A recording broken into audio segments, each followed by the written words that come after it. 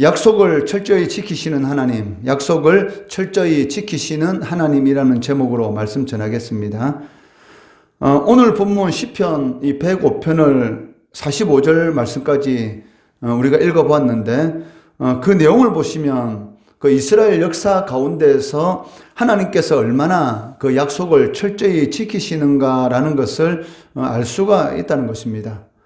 전체 내용을 보시면 이 아브라함으로부터 시작해서 가나안 땅에 이스라엘 백성들이 정착할 때까지의 이스라엘의 그 하나님께서 행하신 이 구원의 역사를 자세히 기록하고 있다는 것입니다. 하나님은 아브라함과 이삭과 야곱에게 이 약속하십니다. 그 약속이 무엇이냐면 그 젖과 꿀이 흐르는 가나안 땅을 너희들에게 주겠다라는 그러한 약속입니다. 9절에서 11절 말씀해 보시면 이것은 아브라함과 맺은 언약이요 이삭에게 하신 맹세이며 야곱에게 세우신 율례 곧 이스라엘에게 하신 영원한 언약이라. 이르시기를 내가 가나안 땅을 내게 주어 너희에게 할당된 소유가 되게 하리라 라고 말씀하고 계십니다. 그런데 하나님께서 하신 이 약속은 그 아브라함과 이삭과 야곱의 순종과는 전혀 상관이 없는 그런 하나님의 일방적인 이 주권적인 약속이다라고 할 수가 있습니다. 창세기 15장 7절 말씀해 보시면 또 그에게 이르시되 나는 이 땅을 내게 주어 소유를 삼게 하려고 너를 갈대아인의 우르에서 이끌어낸 여호와니라 라고 말씀하고 있습니다. 하나님께서 아브라함을 우상을 섬기고 있던 그 아브라함을 이 갈대 우르에서 불러내신 이유가 무엇인가? 그것은 바로 이 가나안 땅을 그에게 주기 위해서다라고 말씀하고 있습니다. 이 말씀에 대해서 아브라함은 도저히 이해가 되지 않았다는 것이죠.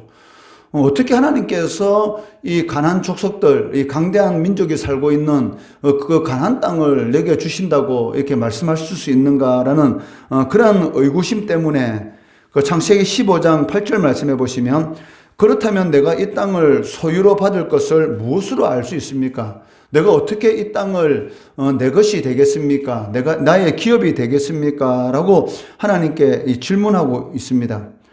그때 하나님께서는 그 하나님 자신의 이름을 걸고 이 아브라함에 약속하십니다. 왜냐하면 그 사람끼리의 약속, 사람의 이름을 걸고 한 약속은 언제든지 변할 수도 있기 때문에 하나님께서 반드시 내가 한 이 약속은 내가 지키겠다라는 그런 의미로서 하나님보다 더 큰 분이 없죠.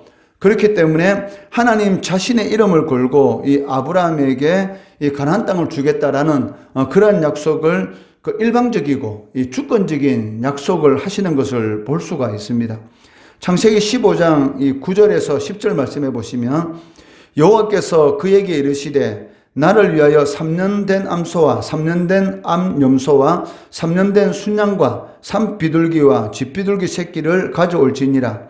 아브라함이 이 모든 것을 가져다가 그 중간을 쪼개고 그 쪼갠 것을 마주 대하여 놓고 그 새는 쪼개지 아니하였으며, 즉 하나님께서 이 아브라함과 이 약속을 지킬 때에 고대 근동 그 시대에 이 그 언약을 하는 그런 방식이 있었습니다. 그게 무엇이냐면 이 가축의 이 반을 쪼개어서 두 사람이 그 가운데를 지나가는 것입니다. 만약에 한 사람이라도 이 약속을 지키지 않으면 바로 이 가축이 반이 쪼개져서 죽은 것처럼 너도 그런 죽음을 당할 것이다 라는 그런 의미로서 이 쪼개어진 이 가축의 이 가운데를 두 사람이 지나가게 되었던 것이죠.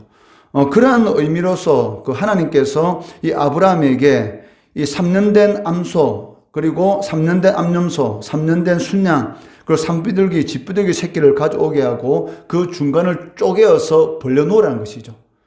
그리고 그 가운데를 이 두 사람이 지나감으로 인해서 그 약속을 지키지 않게 되면 이런 죽음을 당할 것이다 라는 것을 하나님께서 이 아브라함에게 그 당시에 이 사람들의 약속하는 그런 방식을 통해서 하나님께서 이 약속하시는 것을 볼 수가 있습니다. 그런데 창세기 15장 17절 말씀해 보시면 이 아브라함과 하나님이 그 가운데를 지나가는 것이 아니고 해가 져서 어두울 때에 연기 나는 하루가 보이며 타는 햇불이 쪼갠 고기 사이로 지나더라라고 말씀하고 있습니다. 즉 이 말씀의 의미는 무엇이냐면 그 하나님께서 단독으로 그 가운데를 지나가셨다라는 것을 보여주고 있다는 것이죠. 이게 무엇입니까? 그러니까 하나님께서 당신의 이름을 걸고 그 쪼갠 고기 사이로 지나가신 것입니다. 즉 내가 만약에 이 아브라함과 이 약속을 지키지 않으면 무엇입니까? 내가 바로 이 죽음을 당할 것이다. 즉 하나님이 이 죽음을 당한다는 것은 말이 되지 않는 것이죠. 그렇지만 그 아브라함이 이해할 수 있는 방식으로 반드시 내가 약속을 지키겠다라는 그러한 방식으로 하나님 스스로 하나님 이름을 걸고 하나님께서 이 홀로 그 쪼개진 그 짐승 사이를 지나가신 것을 이 아브라함에게 보여주고 있다는 것이죠. 이러한 이 역사적인 사건을 이 배경으로 해서 시편 기자는 하나님께서 이 가나안 땅을 주기로 한 약속을 반드시 지킨다. 그런 의미로서 이 10절 하반절에 보시면 영원한 언약이다. 이것은 아브라함과 이삭과 이 야곱의 후손들이 하나님의 말씀에 순종하든 순종하지 않든 전혀 상관이 없이 이 젖과 꿀이 흐르는 땅은 반드시 줄 것이다라는 그런 이 약속을 해주셨다는 것입니다. 이것은 우리들에게도 마찬가지입니다. 성경 66권에 기록된 모든 약속들은 반드시 이루어진다는 것이죠. 그런데 문제는 무엇이냐면 그것을 믿지 않는다는 것입니다. 믿으면 성취되는 것이고 믿지 않으면 아무리 복된 약속이 있다 할지라도 우리하고는 전혀 상관이 없는 그런 약속이 된다는 것입니다. 아브라함이 하나님께서 하신 이 약속을 믿지 않았다면 과연 이루어질 수 있을까? 이루어질 수 없습니다. 그렇기 때문에 성경은 뭐라고 말합니까? 아브라함이 하나님을 믿음에 그것을 의로, 그의 의로 여겼더라. 이렇게 기록하고 있는 것이죠. 즉 아브라함이 하나님께서 하신 그 약속의 말씀을 믿음으로 그 말씀을 믿음으로 인해서 하나님께서 아브라함을 그의 의로 여기셨더라라고 이렇게 말을 하고 있다는 것이죠. 그렇기 때문에 그 10절 하반절에서는 영원한 언약이다. 즉 하나님께서 하신 약속의 말씀은 반드시 지키신다라는 그런 의미로서 영원한 언약이다라고 말씀하고 있다는 것입니다. 그 아브라함과 하나님께서 하신 약속보다는 하나님께서 우리 성도들과 하신 약속이 더 강합니다. 왜? 이미 기록된 이 말씀이기 때문입니다. 아브라함 때는 하나님께서 그냥 이렇게 아브라함에게 한산 가운데 이렇게 말씀하셨지만 우리들에게는 이 기록된 이 약속의 말씀 성경을 주셨지 않습니까? 그것은 영원토록 변치 않는 말씀이라는 것이죠. 시편 기자는 이 아브라함 때로부터 가나안 땅을 정복하기까지의 이스라엘 역사에 대해서 계속 기록하고 있는데 그 12절 말씀해 보시면 그 아브라함에게 속한 사람의 수가 너무나 적었고 그리고 나그네에 불과했다는 것입니다. 12절 말씀에 그때 그들의 사람의 수가 적어 그 땅에 나그네가 되었고 라고 말씀하고 있는데 이는 그 이스라엘이 이 하나의 국가로서 세워지는 데 있어서 인구수가 너무 적었다라는 것을 알 수가 있습니다. 그렇기 때문에 하나님께서는 그 이스라엘 즉 아브라함과 하신 이 약속을 성취하기 위해서 그 하나의 이 계획을 실천하기 시작합니다. 즉 하나의 국가를 세우는 데 있어서 필요한 인구수가 있을 것이고 또 가나안 땅을 차지하기 위한 하나님의 계획이 있는데 그런 계획을 하나님께서 시작하게 되시는데 그 첫 번째 그 단계가 무엇입니까? 바로 요셉을 이 애굽으로 보내는 것이었습니다. 그 17절 말씀해 보시면 그가 한 사람을 앞서 보내셨으며 요셉이 종으로 팔렸도다라고 말씀하고 있다는 것이죠. 그리고 하나님께서는 요셉을 애굽의 총리로 세우시기 위한 그런 단련의 시간을 걷도록 하시는데 이것을 그 18절, 19절, 21절, 22절에서 말씀하고 있습니다. 그 18절, 19절 말씀해 보시면 그의 발은 착고에 차고 그의 몸은 쇠사슬에 매였으니 곧 여호와의 말씀이 응할 때까지라 그의 말씀이 그를 단련하였도다라고 말씀하고 있습니다. 하나님께서 우리 각 성도들에게 약속하신 그 말씀이 있습니다. 근데 그 말씀이 응할 때까지 하나님께서 우리들에게 주시는 것이 있는데 그것이 무엇입니까? 바로 이 단련의 시간, 그를 단련하였도다라고 말씀하고 있다는 것이죠. 하나님께서 요셉에게 그 애굽의 총리로 세우시겠다라는 그런 이 환상을 이렇게 이미 보여주셨습니다. 물론 애굽의 총리라는 그런 말씀은 하지 않았지만, 그 부모와 그 형들이 자신에게 이 고개를 숙이고 자신 앞에 경배하게 될 것이다라는 그러한 환상을 이미 보여주셨던 것이죠. 그러면 하나님께서 이미 하나님의 계획은 무엇이었습니까? 요셉을 애굽의 총리로 세우시는 것이었습니다. 그러면 요셉이 30살 됐을 때에 그냥 애굽의 총리로 세우시면 됩니다.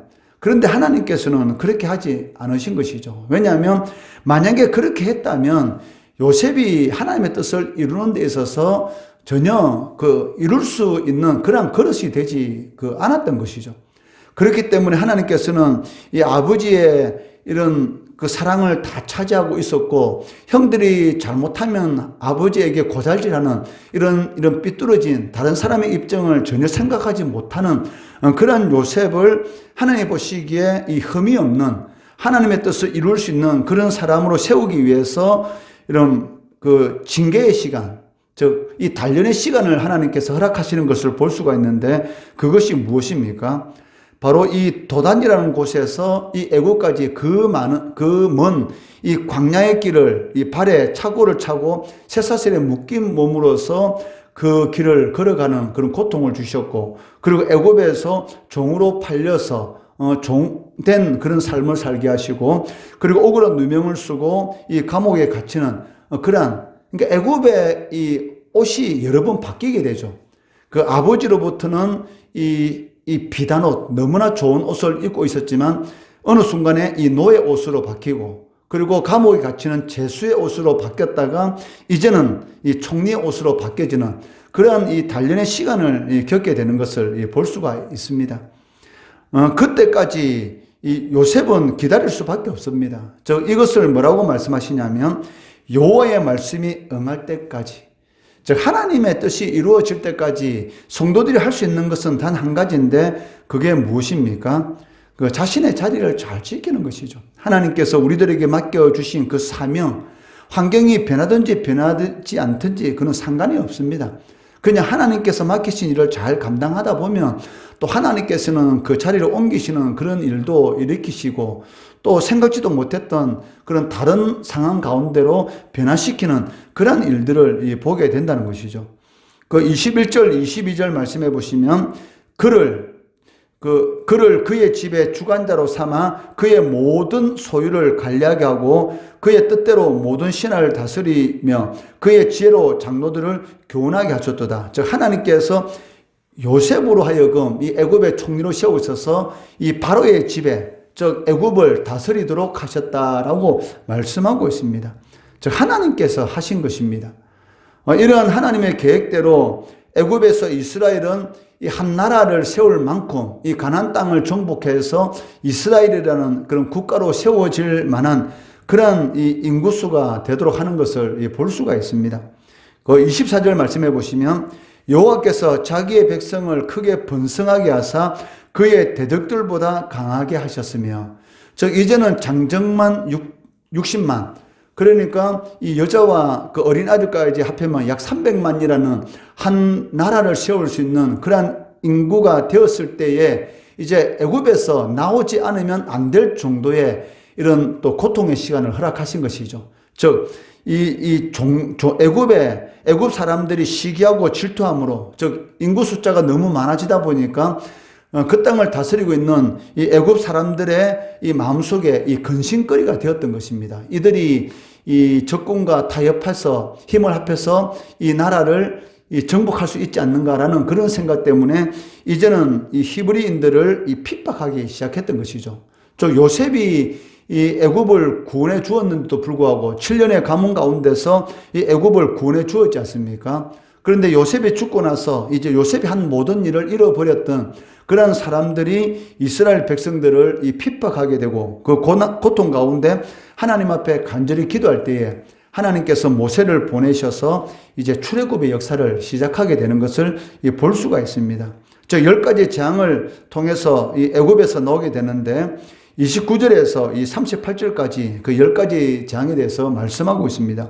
29절 말씀해 보시면 물이 피로 변하는 첫 번째 재앙으로부터 시작해서 36절 말씀해 보시면 10번째 재앙인 장자의 죽음에 이런 재앙을 통해서 이스라엘 백성들을 구원해 내셨습니다. 그리고 출애굽할 때 이스라엘 백성들이 빈손으로 나오지 않았습니다.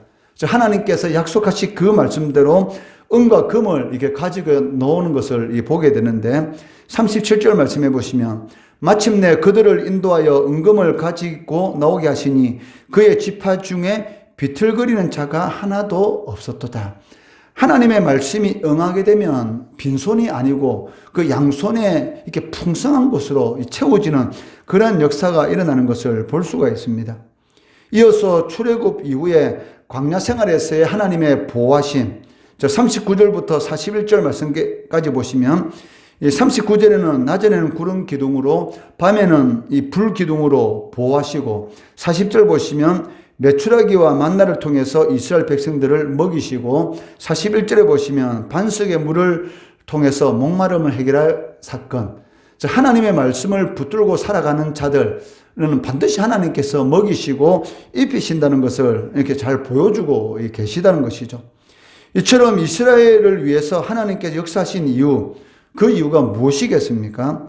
그 42절 말씀해 보시면 이는 그의 거룩한 말씀과 그의 종 아브라함을 기억하셨습니다. 즉 하나님의 말씀을 붙들고 우리가 기도하고 하나님의 말씀을 붙들고 우리의 삶을 살아갈 때에 반드시 하나님께서는 그 약속하신 말씀을 지키신다라는 것을 알 수가 있습니다.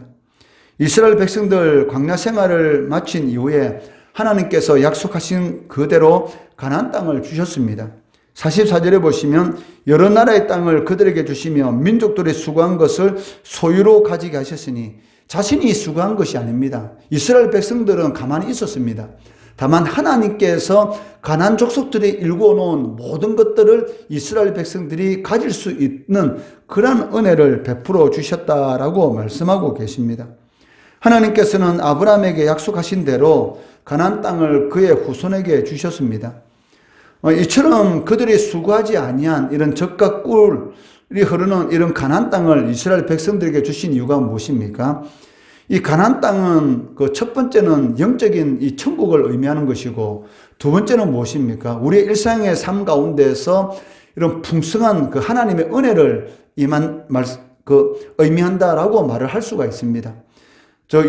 요한복음 10장에 보시면 이 마귀가 온 것은 그 도둑질하고 죽이고 그 멸망시키는 것이요. 내가 온 것은 그 너희들에게 그 은혜를 풍성하게 하고 더 풍성하게 하기 위함이다라고 이렇게 말씀하는 것을 볼 수가 있다는 것이죠.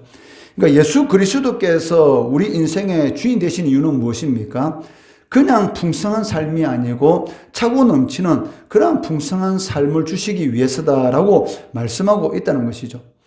마찬가지로 하나님께서 이스라엘 백성들에게 이 천국 시민으로서의 삶을 살아가도록 하시고 또 하나님께서 풍성 은혜를 베풀어 주신 그 이유가 무엇인가? 그 45절 말씀해 보시면 이는 그들이 그의 율례를 지키고 그의 율법을 따르게 하려 하심이라. 즉 하나님의 백성으로서의 삶을 살아가도록 하기 위해서 하나님께서 이러한 은혜를 베풀어 주셨다라고 말씀하고 있습니다. 하나님께서 우리 성도들을 이 세상으로부터 부르실 때는 하나님의 백성으로서의 삶을 살아가도록 하기 위해서 하나님께서 필요한 모든 것들을 공급해 주십니다. 그런데도 불구하고 우리가 하나님의 그런 복된 은혜를 누리지 못하는 그 이유가 무엇이냐면 실질적으로는 하나님의 말씀대로 살지 않는다는 것이죠. 그렇기 때문에 사실은 이 하나님께서 약속하신 그러한 이런 젖과 꿀이 흐르는 그러한 삶을 살아가지 못하는 것을 볼 수가 있습니다. 이 45절 약속을 반드시 성취하신 하나님이신데 이 105편 이 말씀을 마치면서 마지막 말씀이 무엇입니까? 이는 그들이 그의 율례를 지키고 그의 율법을 따르게 하려 하심이라. 즉 하나님의 말씀에 순종하는 그러한 삶을 살아가도록 하기 위해서 우리들에게 필요한 성도들에게 필요한 모든 것들을 공급해 주시는데 말씀대로 살지 않기 때문에 그들의 이 삶이 공고하게 되는 것이죠. 그러니까 이스라엘 백성들이 하나님의 말씀대로 살아가게 되면 이 가나안 땅에서 이런 행복한 삶을 삽니다. 그런데 하나님이 아닌 이런 바알 우상을 섬기는 그러한 삶을 살아가게 되면 이 대적들이 이스라엘 백성들을 가만히 놓아두지 않았던 것이죠. 이런 것을 보더라도 하나님의 말씀대로 살아가게 되면 우리의 삶이 평안하게 되는 것이고, 하나님의 말씀에 떠난 삶이 되면 괜히 우리 주위에 있는 그런 환경들이 나를 고달프게 만드는 그런 일들이 일어나게 된다는 것을 알 수가 있습니다. 하나님께서 성도들의 삶을 책임지시는 이유는 무엇입니까? 바로 하나님의 뜻을 행하도록 하기 위한 것입니다. 그렇기 때문에 이 성도들의 삶은 사실은 나 중심의 삶이 아니고 하나님 중심의 삶이다라고 할 수가 있을 것입니다. 우리가 하나님 중심의 삶을 살아가면 하나님께서는 나의 삶을 책임져 주시는 것이고, 내가 나의 삶을 살아가게 되면 하나님께서는 너가 너의 삶을 책임져라 라고 이렇게 하시는 것이죠. 그렇기 때문에 나 중심이 아닌 하나님의 중심을 삶을 살아가시기 바랍니다. 그러면 반드시 약속을 지키시는 그런 하나님의 은혜가 우리의 삶 가운데 성취되고 번성케 하시고 필요한 것들을 공급해 주시는 그런 은혜가 임한다는 것이죠. 이런 은혜를 누리시는 우리 성도 되시기를 주의 이름으로 축원합니다.